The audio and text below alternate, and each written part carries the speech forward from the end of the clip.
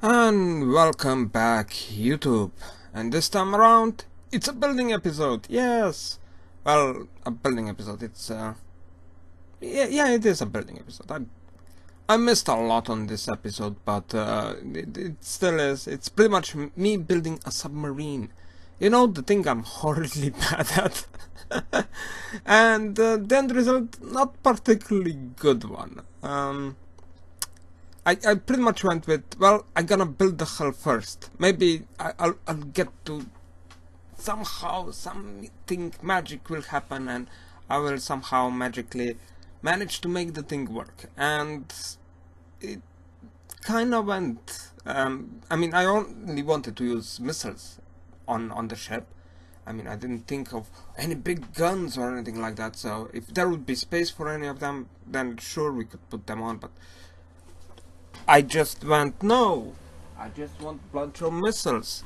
And it's pretty much that. It's just a lots of torpedoes, a lots of missiles, and that's it. That's the only weaponry it actually has. And because it's an underwater thingy, it's gonna be fine. It's gonna be fine because missiles don't.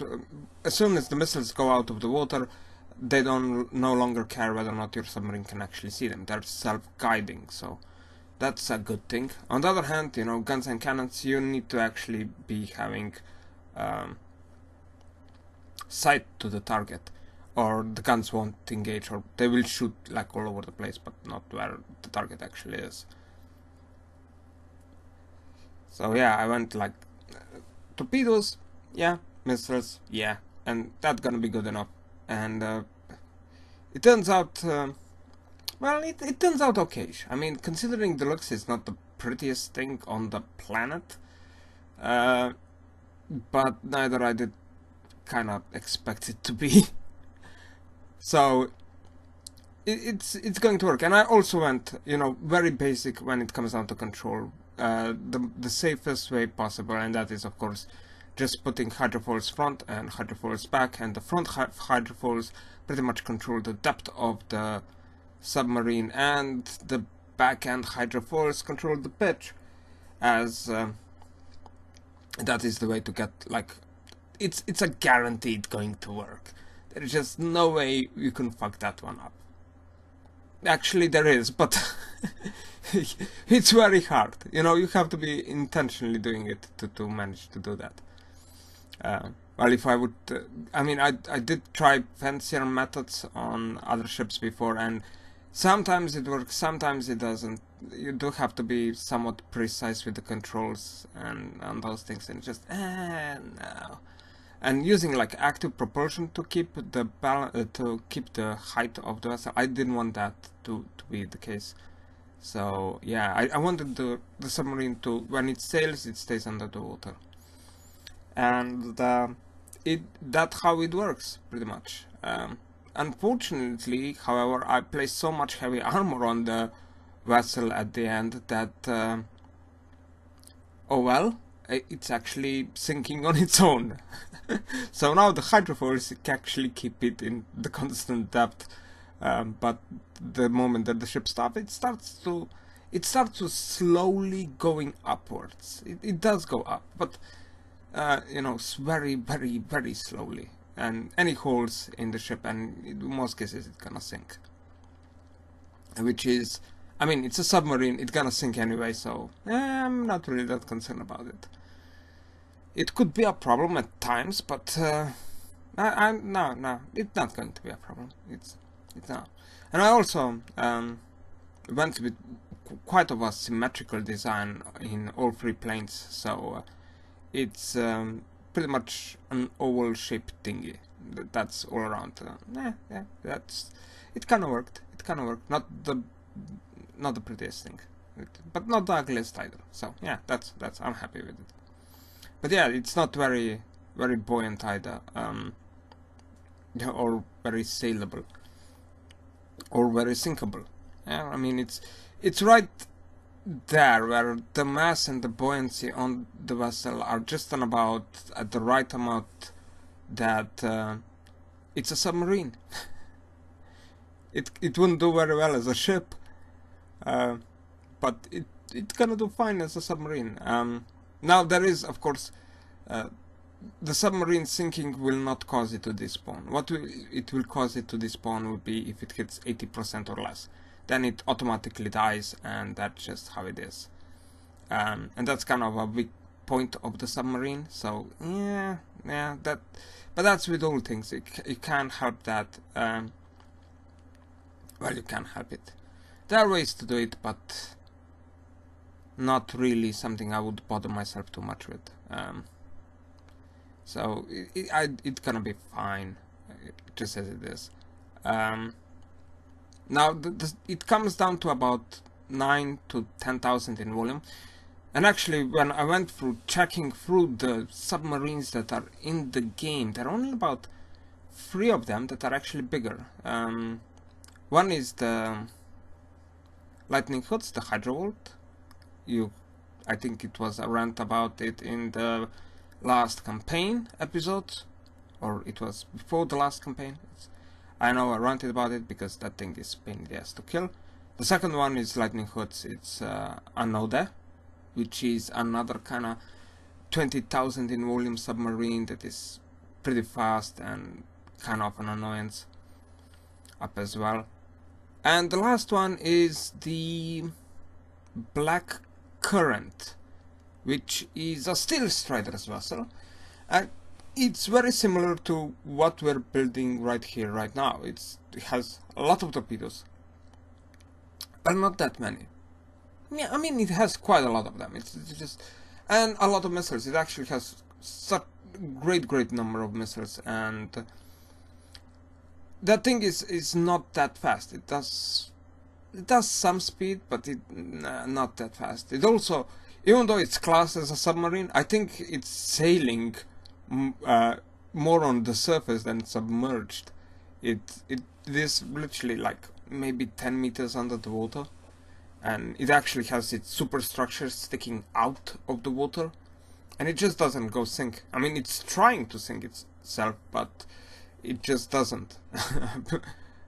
Slightly bit of a fuck up there, I think. But otherwise, I mean, it's a big submarine. It's 20,000 in volume, and of course it has tons and tons of missiles and quite a lot of torpedoes, so it's not something you could just easily take on. Now, there is also a Steel Strider Typhoon, I think it is. That's something like 9,500, and that thing is it's pretty much of the same size as our own submarine. And actually it has very similar weaponry up as well. It has, you know, the torpedoes, some amount of torpedoes, and some amount of missiles. Now I did put particle cannon on this thing, as well as lasers. I mean, lasers gonna be useful if, like, against ships with laser munition defense and smoke at the same time, because once you activate smoke, your own laser munition defense also becomes less powerful. So that may actually, you know, together with missiles, of course, that means that we don't need all that powerful laser. We just need to activate the smoke on the enemy ship, and then just bombard it with as many missiles as we can imagine. And pretty much I think it's gonna work just fine and nice in that direction. Now, initially I wanted to put like a lot of RTGs and batteries on the vessel, but considering the space constraints on the ship itself, I figured out it would have to be like twice the size before I would want to fit enough power into the vessel as I would want it out of those things. I keep on trying and I keep on failing with RTGs and batteries. It's just one of those. I will never be building one of them, I'm guessing, where I would not build a fuel engine ship. Now, I still left the batteries on board, simply because I also placed a particle cannon onto the ship, and particle cannons require you to have batteries, as they drain power from the batteries and pretty much discharge themselves that way. So yeah, batteries kind of remained, and that's what I think that's what making the ship heavier. So if I won't have a particle cannon, yeah, it will most likely float on its own just fine. But yeah, combination of batteries and heavy armor, and it's not looking very well. Now this thing also ain't exactly slow. I mean, it's slow, but it's not that slow. It's 16 meters a second, which is better than the subby. Well, the first DD subby, which is only 13 meters a second. So this thing is actually some amount faster, and it's going to work slightly bit better, yeah, in that regard, as to keeping track with the rest of the fleet. I also wanted to have like multiple pipes at the start, but then I changed my mind and only put a single pipe down. Also put on an optical exit, or whatever those are called already, at the front of the ship, because at the bottom of the vessel they don't actually seem to be as effective. They don't fire that often as I would want them to. So I just placed it at the front, well, at the front of the superstructure. That's where I placed one extra to aim, to the front of the vessel, and that will, as the submarine, I set up the AI to go straight for the enemy, and never turn back. And that I don't know how well it will work, but at least the particle cannon at the front will keep on firing. And the laser is, of course, it's at the back in somewhat of a turret, so it kind of fires in fairly decent arc at the back end of the vessel, and can't really fire up and down all that much, but in the end I don't think we're gonna need it to fire all up and down all that much. But yeah, as I said, it's not that powerful of a laser. It's just there to more or less help us with ships that might have some laser munition defense on board, as a lot of those ships also, of course, has smoke defenses, and when activated smoke defenses, yeah, as I said before, I explained it. But yeah, the ship mostly relies on missiles and torpedoes, and of course, as I said, I went with the safe approach of placing hydrofoils at the front, back, and just... Now, initially, I wanted to control the roll with something that would be hidden in the ship. I mean, if it would be up to my choice, I would go like with the ballast tanks to each side of the vessel, and that would be somewhat of a control. But that's actually pretty much a pain in the ass to set up, and I don't know how well it would work. So in the end, I made this side flap sticker and shoveled in a propeller on each side, so that keeps the balance of the sub, so it doesn't lean all over the place, which is not very constructive method of doing things, but kind of a safe bet. You can't go wrong with this approach. Well, you couldn't go wrong, it's just it's harder than with some other things. And I mean, it works. It's good enough. It's good enough. It's fast enough. It does sail in a straight line as much as possible. Any problems? Well, it doesn't really have good amount of shielding. I mean, I'd kind of skidded down on the shields, but I could have done better, even with the limited parts that I have. One thing I did put on the ship a lot is, however, ammunition boxes. This thing actually has double the ammunition of Courant, and so yeah, it has a lot of them. It has a lot of ammo, and it kind of needs that ammo because missiles consume a fair amount of ammunition on the vessel, and of course with that we need large amount of ammo supply boxes, and because we are pretty much reliant completely on missile power to finish our opponents. Yay! So yeah. upside down. It's going to work. But you know, this was fixed. This is fixed, no problem. But otherwise, yeah, the DD sub B is pretty much gonna get retired the next episode. When it comes to a campaign, I'm currently just cleaning up the map. Well, I already done that. I cleaned up the map of the white flares, which did take me a couple of hours. But it's not something that I don't think it would be interesting to watch. I mean, yes, there are battles. Yes, that I was running out of fuel all the bloody time. Yes, the Courant ran out of ammunition like 6 times in a row. But in general, I don't think it would be. It's not that much interesting. After a while, it just gets kind of boring. Oh, it's the desecrator. Oh, it's battle over. It's it's no new enemies. No epic fights. There wasn't any real struggle with the white flares, and it just kind of gets a bit boring. So I just decided to not even bother with it. To record it. I did record like an hour of it, but I'm not even sure if I'm gonna put that on. I most likely won't. It's not. I don't think it would be very interesting to watch. That's at least my opinion of it.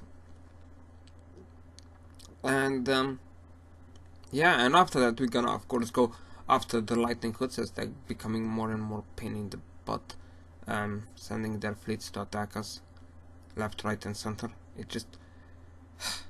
It kind of bothers me that they're like going across the terrain where the map pieces that are under control of other factions, and they're just sending their fleets all over the place.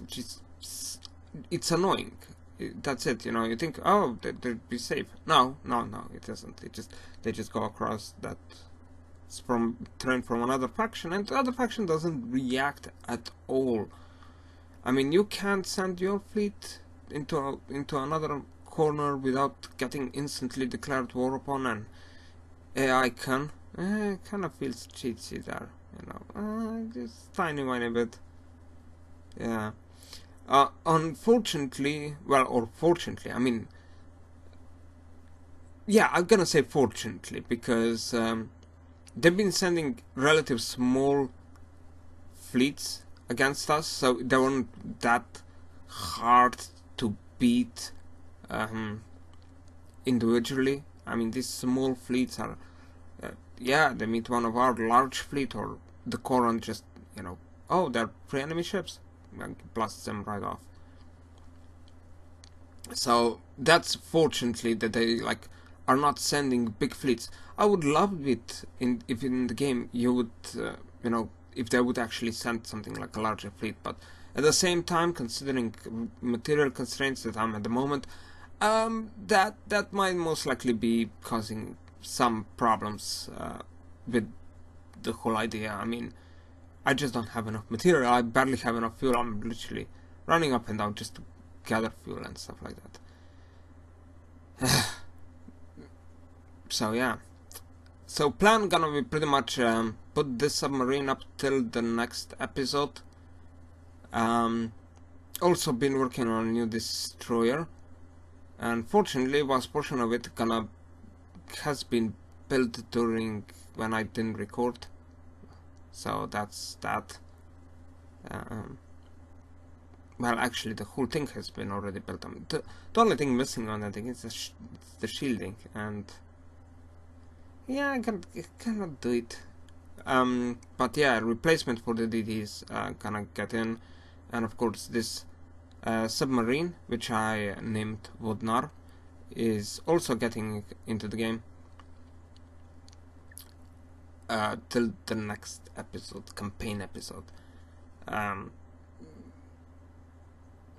But yeah, we're gonna be going and trying to get into a fight with the lightning hoods, which may turn out to be more of a pain than I initially anticipated. At least when I was testing a lot of other ships that we're currently having, even with the smoke defense, lasers can do quite a lot of damage. So I'm not completely sure whether or not we should change our strategy up a little bit. Yeah. Now, as you see here, I was trying to put like the jet stabilizers onto the side to keep the ship from rolling too much, but that appears not to work all that well. Well, it worked, but the effect that they had, I'm not completely sure whether it's because of the weight or the mass of the vessel. The effect that they had just wasn't good enough, and I went, this would be too much of a pain. So yeah, and as I said, I did skip a couple of parts of the video when I literally just replaced the whole thing up, because I didn't find it gonna be all that much useful at all. And yeah, I went with thicker sides and just placing rudders there. Now the detection system on this thing is actually very rudimentary, only a couple of passive sonars and sonars. The anti-missile defense on this ship is actually not laser, it's just 8 torpedo bays that I attached to the side of the vessel later on. Then record it. Oopsie me. But it's turned out to be adequate. It's not stopping really a lot of the torpedoes or missiles coming for the ship, but it kills a couple of them, and that's good enough. In the end, I mean, this ship actually, even though there are none of the submarines that would be exactly of this size, but against the Typhoon, which is the closest submarine of this size, it performed just fine. It killed it every single time, and there was no upheaval there. And even against the largest one, submarines, I pretty much needed 2 of them, but it worked. Now it is a bit costly. This thing actually costs something like 200,000 material. So considering mass per material, per size, per weapon, it's not all that great. But as purely for size, it's working very well. It is, as I said, I mean, it beaten the Typhoon with practically no problems whatsoever. And even against ship like a tier, yeah, this thing killed a tier. I mean, 2 of them killed a tier. They're in between repairs, and their size and the point of fact that are under the water actually helps this thing quite a lot as with the survival. So yeah, and a bit of testing. As I said, I mean, just had to test stuff, had to make sure that it's going to work, and it is doing its job just fine. As you can see here, missiles are plentiful enough, torpedoes are strong enough. It does have, I mean, in this initial stages here, I'm not really having any shielding on yet, so I do take at some point quite a lot of damage, I think. Meetings, yes. But it's one of those things I retrofitted during the no recording phases where I changed some parts of the vessel. It gave me an idea for another type of submarine that I'm most likely going to build, but I'm not completely sure how well that one would work out, so I'm gonna be kinda delaying on it. Gonna delay on it for now, because I got like a couple of ideas how to improve the designs, maybe on a much smaller scale as this thing is. Even though, I mean, this is not a particularly big vessel, it's only about 10,000 in volume, as I said, 10,000. So considering for the size, yeah, it's perfectly adequate. And here it is, killing a bulwark with little to no trouble. Just, you know, torpedoes, missiles disabling the weapons, the torpedoes pretty much killing the hull parts. So it does its thing fairly neatly. And yeah, it's a bulwark because people wanna see shooting you a bulwark no matter how ill-appropriate the ship is for fighting pretty much anything. I have no idea why people are so obsessed with this thing. As I said in the past, yeah, I'm not really considering this to be the major threat. I mean, against smaller, much smaller vessels, the bulwark is problematic because of its big guns. But against ships that would be somewhat even half its size, and their over-reliance on those cram cannons just make it suffer. Especially because those cram cannons are so exposed right on top of the hull, and it just, nah. So yeah, something like this submarine, like Vodnar, is actually having absolute no problems with it. And of course, let's put in the desecrator in as well, something that we are currently cleaning off the map, and as you see, there is not much of any problems dealing with that type of ship up as well. This is pretty much kind of the finalized version, but you know, there will be still some changes, slight changes to it, but in general, yeah, this is it. This is pretty much the end result. As I said, not the prettiest ship in the world, but not the ugliest either. Well, hope you enjoyed this, and see ya!